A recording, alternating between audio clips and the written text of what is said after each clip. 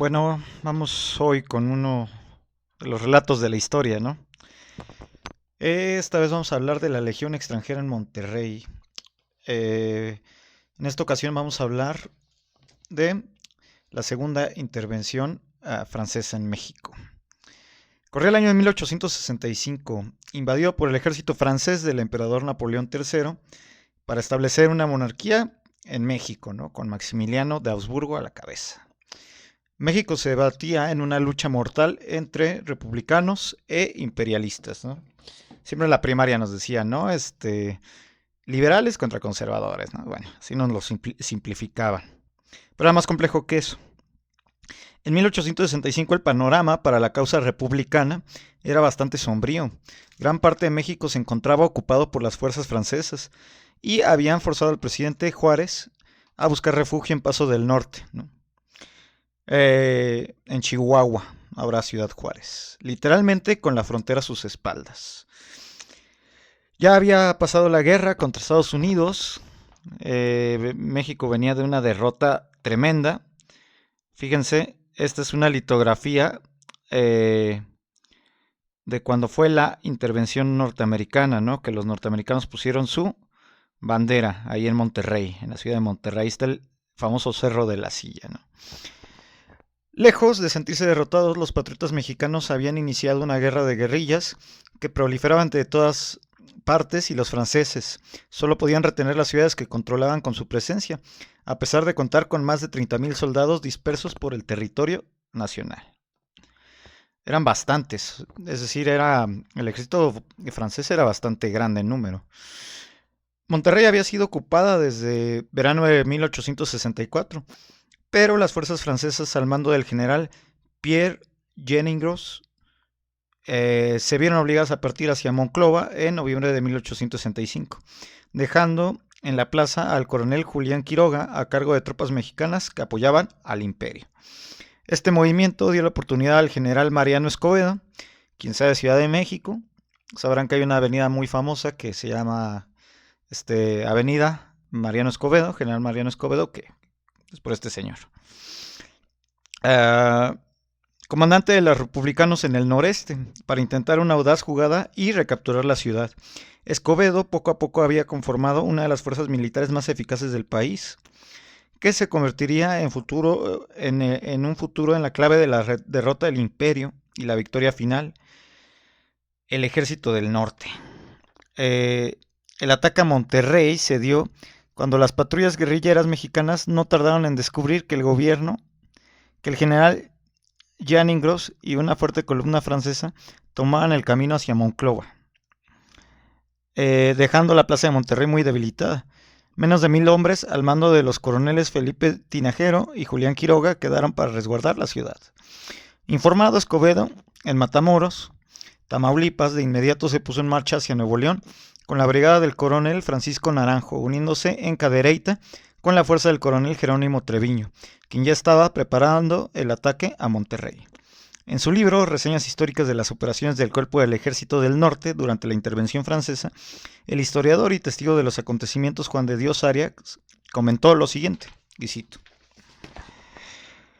toda la fuerza reunida era igual número a la que guarecía esta ciudad y desde luego avanzó. El asalto comenzó el 23 de noviembre de 1865, con los combates en la entonces Villa de Guadalupe, donde las tropas imperialistas salieron al encuentro. La resistencia fue tenaz, pero al ser atacados por ambos flancos se comenzaron a desconcentrar y entonces Treviño, con su irresistible caballería, la acuchilló y las puso en fuga precipitada. Después de hacerles más de 80 muertos y unos 50 prisioneros, en apurada, aunque ordenada retirada, los imperialistas se replegaron hacia los llamados fortines de Carlota y del Pueblo en Monterrey, desde los cuales gracias a su artillería pudieron pronto contener el empuje de las columnas republicanas. La oscuridad de la noche detuvo momentáneamente el combate, que continuaría al día siguiente. Fue un momento de descanso que los republicanos aprovecharon para reagrupar sus fuerzas y contabilizar sus bajas. Se habían perdido 7 oficiales y más de 30 soldados, relató Juan de Dios Arias. En la mañana del 24 de noviembre, Escobedo organizó su nuevo plan de ataque. 3 columnas de infantería se abalanzarían sobre la infantería en la ciudad. La primera, al mando de Francisco Naranjo, asaltaría el fortín de Carlota. En la segunda, a cargo de Ruperto Martínez, apoyaría a Naranjo para llegar hasta la plaza. La tercera, comandada por el coronel Joaquín Garza Leal, atacaría el fortín del pueblo. La caballería de Sóstenes Rocha actuaría como reserva.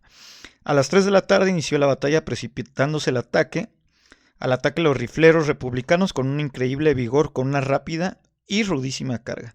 Naranjo envolvió fácilmente el fortín de Carlota y penetró enseguida en la plaza, seguido por Martínez al tiempo que Garza Leal tomaba el fortín del pueblo. La defensa imperial se derrumbó y sus tropas comenzaron a replegarse hacia la plaza principal, para luego huir sin control de la ciudad, hacia Santa Catarina y Saltillo. La caballería de Sóstenes Rocha salió a su persecución y tomó 80 prisioneros armados. 2 horas bastaron para penetrar en la plaza, dice Juan de Dios Arias, así fueron rápidos los movimientos. En la refriega, los coroneles Quiroga y Tinajero lograron refugiarse en el fuerte de la Ciudadela, donde se encerraron con una considerable fuerza bien provista de municiones y artillería. Por el momento estaban a salvo tras los gruesos muros del fuerte. Contento de su victoria y convencido de mantener los últimos remanentes de las tropas imperiales aislados en la Ciudadela, Escobedo ocupó optimista la ciudad, en conocimiento de que la toma de Monterrey representaba un gran éxito para la causa republicana. Confiado, estableció su cuartel general para pasar la noche en el Palacio de Gobierno. Desde la misma tarde del día anterior, 23 de noviembre, mientras se desarrollaban los primeros combates en los alrededores de la villa de Guadalupe, las noticias del ataque de los republicanos a Monterrey comenzaron a llegar a la vecina ciudad de Saltillo, en donde el 2º Batallón de la Legión Extranjera custodiaba la capital de Coahuila. Un mensajero lleno de polvo se presentó ante el mayor Alexis Hobert de la Heyre, y de acuerdo con el historiador francés Pierre Sergent, el correo entregó una nota escrita a toda prisa por el coronel Julián Quiroga, en la que solicitaba el apoyo del destacamento francés ante el inminente ataque de Escobedo a Monterrey. Las tropas del enemigo son tan numerosas que no podremos mantener la plaza y nos veremos obligados a encerrarnos en la ciudadela. De la Heyre, un bretón de 40 años conocido en el regimiento extranjero por su fuerte temperamento, decidió partir de inmediato en auxilio de sus aliados mexicanos, pero al carecer de suficientes caballos no pudo abandonar completamente Saltillo. Entonces dejó la mayor parte de su batallón al mando del más antiguo de sus capitanes y marchó él mismo hacia Monterrey, con todos los legionarios que pudo subir a los vagones de suministros que tenía a su disposición.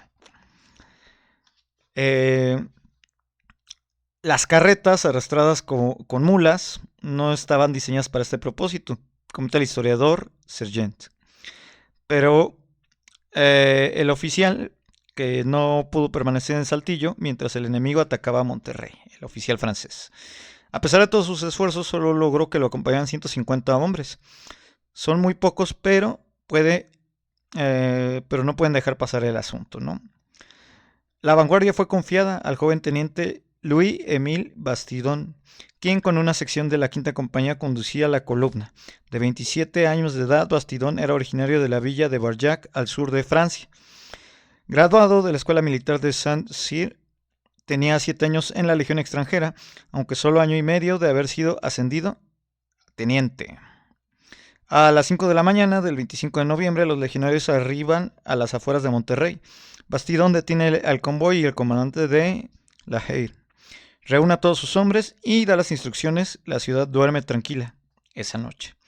La batalla ha concluido apenas algunas horas antes y las tropas republicanas descansando sin esperar un contraataque, o al menos no tan pronto. A paso rápido de carga, los franceses penetran la ciudad sorprendiendo completamente a la guarnición.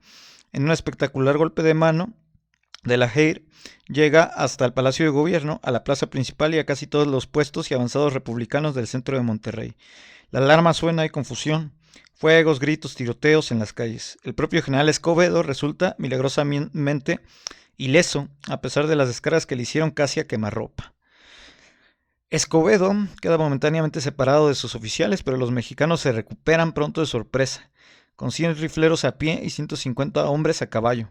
Los coroneles Jerónimo Treviño y Sóstenes Rocha responden en la conmoción. Los juaristas están furiosos de haber sido engañados, escribe el historiador Sergent, conscientes de que han sido víctimas de un número muy pequeño de enemigos, y pasan al ataque. Ahora son los legionarios los que están en dificultades. Superados en número, el mayor francés toma una rápida decisión. En lugar de quedar encerrado en la plaza, ordena replegarse hacia el cerro del Obispado. transformado en fortaleza 3 kilómetros al oeste del centro de la ciudad en el camino a Saltillo. Los franceses calan Bayoneta y suben por Padre Mier mientras los mexicanos los persiguen a balazos. Los oficiales de la Legión extranjera hacen todo lo posible por mantener el orden en su marcha hacia el obispado, expuestos al fuego. A pesar del acoso y persecución de los franceses por las calles de Monterrey, la columna del mayor de la Hare logra llegar con éxito al obispado.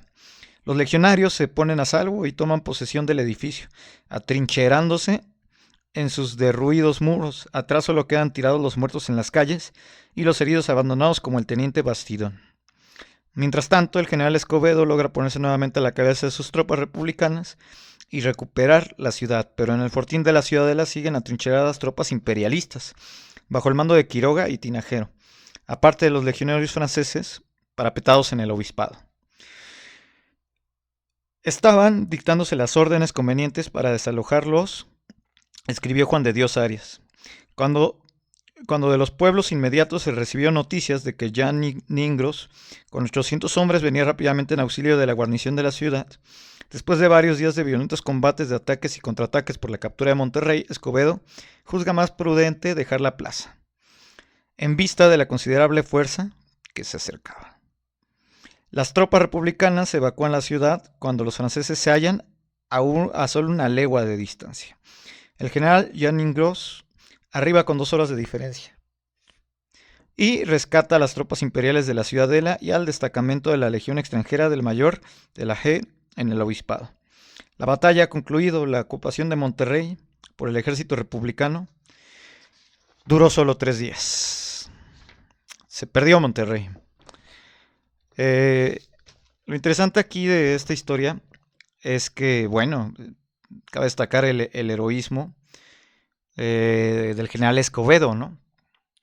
Mucha gente pues no sabe quién es el general Escobedo, pese a que ahí en Polanco, en una de las zonas más gentrificadas, donde ya no podemos entrar casi los mexicanos, de la Ciudad de México, bueno, pues ahí está una de las avenidas más importantes. En fin, vamos a cerrar con esta imagen de coronel francés que recuperó este lugar. Un momento. En fin, además cabe mencionar también que la intervención francesa nos la enseñan en la primaria como que fue pues una cosa exclusivamente de una invasión francesa, cuando en realidad fue una guerra civil también, ¿no? Este es el general de Moisson, comandante de la brigada de reserva, y estos son otros generales franceses. Pero en realidad México pues estaba en un conflicto civil, básicamente entre republicanos e imperialistas. Es como si hubiera tenido tal cual una guerra civil o una extensión de la guerra de reforma, ¿no? En ese sentido, pues sorprende que además no ha cambiado muchísimo el contexto político y violento en México, ¿no? Cuando todavía tenemos básicamente una guerra civil en las calles, aún hoy en día, ¿no? Aún en 2025, más de 100 años después de todo este asunto, todavía no logramos tener paz en nuestro país, ¿no? Entonces, vamos a acabar con esta imagen de los enfrentamientos en la ciudad de Monterrey, cuando los imperialistas escapaban hacia el Cerro del Obispado, donde se fortificaron, ¿no? Esta es una obra anónima de 1863 que está en el Servicio Histórico de la Defensa en Francia, ¿no? Estas eran las calles de Monterrey. Desafortunadamente más de 100 años después, México no logra la paz interna, ¿no? Con, por supuesto que una intervención extranjera mucho menos directa que en estos tiempos, que fue tal cual apoyada por Napoleón III, pero todavía tenemos ahí servicios de inteligencia de varios países, ¿no? Sobre todo de Estados Unidos e Israel, metidos aquí. Y no es sorpresa que la guerra civil se haya extendido más de 100 años, ¿no?